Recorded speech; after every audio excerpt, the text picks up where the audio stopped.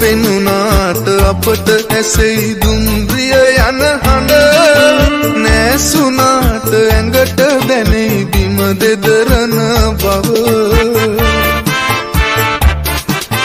කීලිකරුවේ ආධාරෙන් නැගී සිටින විට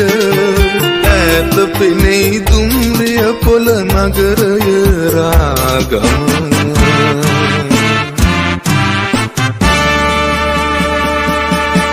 දන්දුන් පසු ඇස් තිස් මස්ලේ මව්බිමට තවත් දෙයක් නෑ තිබුණේ ඉතිරිව අප ළඟ ලේ වගුරා සටන් දිමෙන් සමුගත් දවසක සෙවන උනේ සොඳුරු පියස රණවිරු සෙවන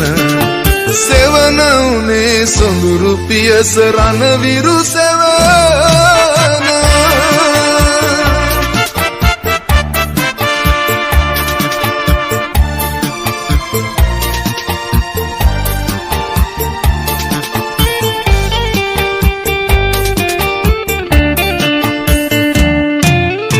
ආබාධිත වුණත් සොයුර නැත වෙන්නේ තව